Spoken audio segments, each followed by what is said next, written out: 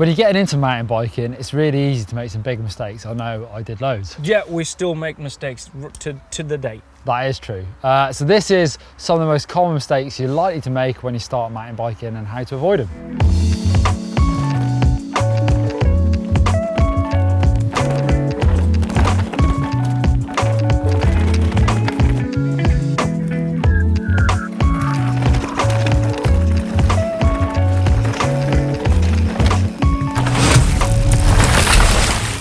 Brakes can cause loads of crashes when you're learning to ride a mountain bike, and they definitely did for me. I clearly remember my first proper mountain bike ride, and the enthusiasm turned into pain and frustration when I grabbed too much front brake when I was super keen to get back up and ride a really fun section I had, and I fell off, and that first bloody knee was also my first lesson in respect for the brakes and how much they can affect the grip you've got.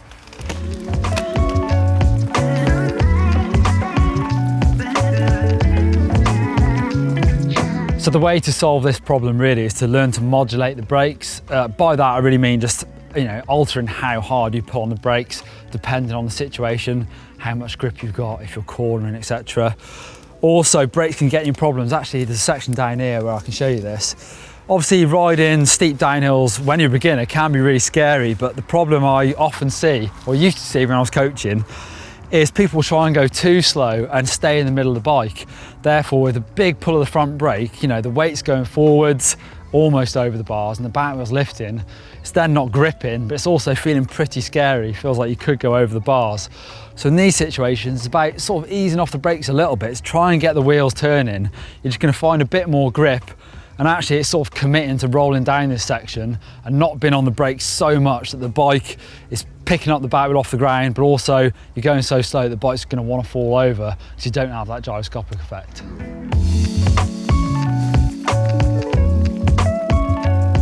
Also, if you have your seat up, your weight's probably going to be quite high and quite central on the bike, and actually as you dip down a steep bit, your weight's going to start going forward. Too much brakes, it starts getting sketchy. So it's important to realise that if you get your seat down and out of the way, it makes it so much easier to get to the back of the bike, and that makes it safer. You can start using your rear tyre to do more of the stopping. It's just a safer place to be. So if you're new to this, you've got maybe a beginner's bike, you haven't got a drop post, just maybe get a quick release on there so you can lower your seat just until you get really comfortable riding steep stuff, or invest in a drop seat post. Makes it really easy to do that.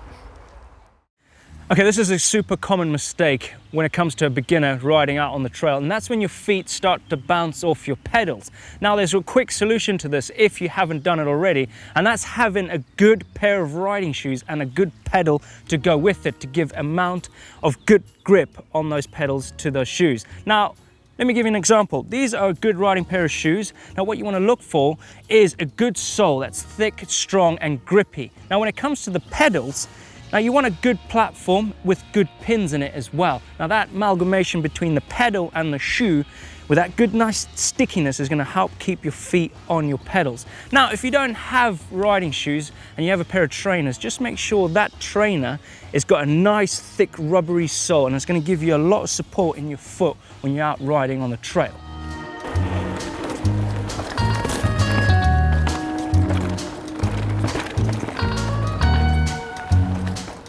But what if you've got a good set of riding shoes and a good set of pedals and your feet are still bouncing off your pedals? Then it's all about riding technique.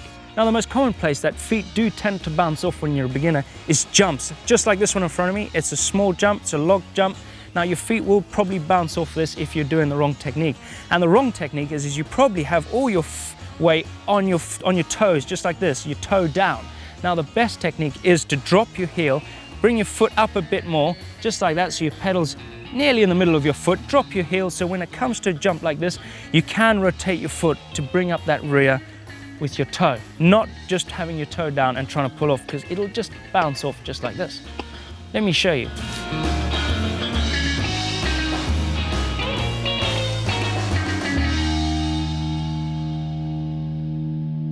And that's what happens if you ride toe down. Now, heel down, especially when you come to landing, it's going to give you a nice support when you land as well. You're going to drop down just like this. All your weight is going to go down onto your pedal, not onto your toe, and force yourself off those pedals. Right, the most common place for your feet to bounce off your pedals is when the trail gets rough. Just like this section of trail right in front of me, where there's a bit brake bumps and your feet are gonna bounce off. Now, why? Is because you've got your toe down on your pedals. Now, when it gets rough, it's just gonna be bouncing forward. By dropping your heel, your body weight is gonna be quite central to your bike, where you want it to be. You feel a lot more stable when your body weight's quite central to your bike and not fully over the front, especially when it comes to descending.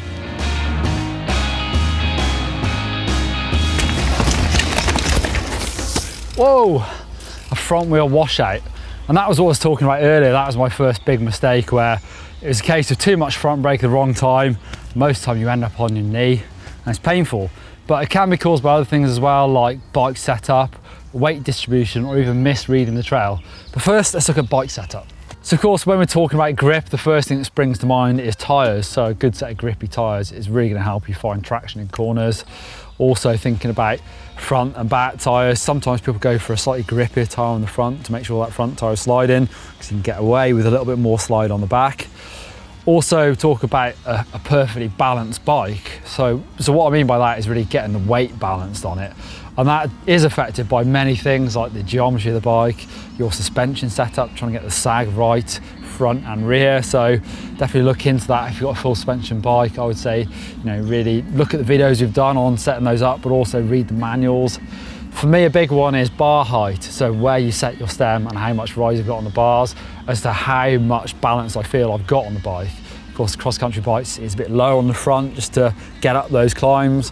Downhill bikes or enduro bikes, a bit higher on the front because you're predominantly riding down the hill.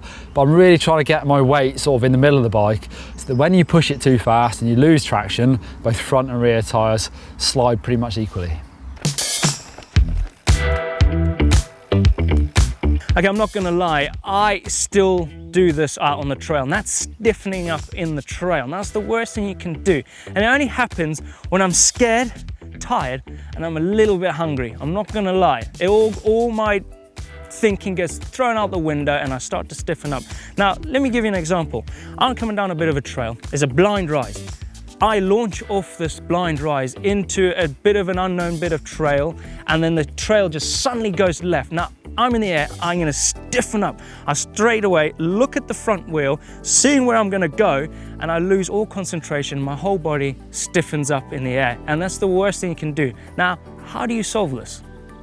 Okay, this is a perfect example. There's a lot going on this trail. There's a super fast section up into this, and this leads into this jump. Now, this jump is into a turn. And then after this turn, on this left-hander, you're introduced with the gully section.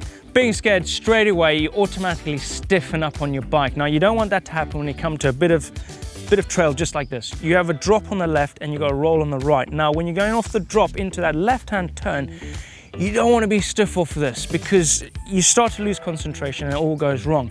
You want to get into that nice attack body position on your bike. You want to lean back, you want to believe in yourself when you can do this. By doing that, you've already spotted this drop when you're coming into this right-hander here, off this drop, and then when you're doing the drop, you're already looking at what's at the exit of that left-hand turn. It's all about looking ahead and being supple on your bike.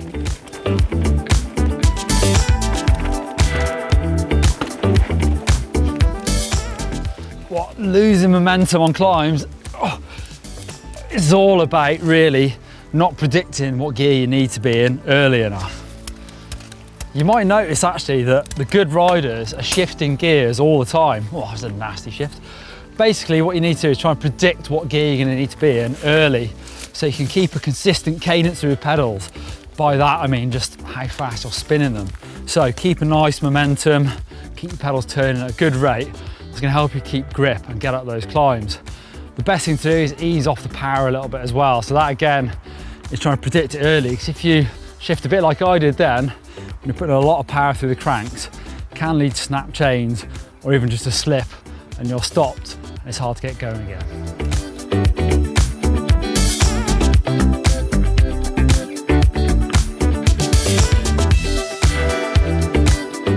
It will inevitably happen where you get caught and get stuck. There's actually a bit of a trick to getting going again. So I like to line myself up a bit diagonally, so I'm not going straight up the climb. Make sure I'm in a nice easy gear, get my seat as high as I can, and then get cranking. And hopefully you'll make it up the climb. Obviously the fitter you get, so the more you ride your bike, the easier you'll find getting up climbs, because actually sometimes you have to go hard just to try and keep that momentum, that grip. So you're never going to stop completely making mistakes, but nope. There's a few tips on how to help, I suppose. Do you still make any big ones? I do. You know, the main one is stiffening up on the trail. When I get too fast, I get like a little bit out of my comfort zone. I still wash out my front wheel quite a lot. Yes, big one. If you want to see a video, 6 easy ways to improve your riding, click over there for that one. Don't forget to hit the globe to subscribe because you're missing out. Give us a thumbs up, like. We'll see you next time.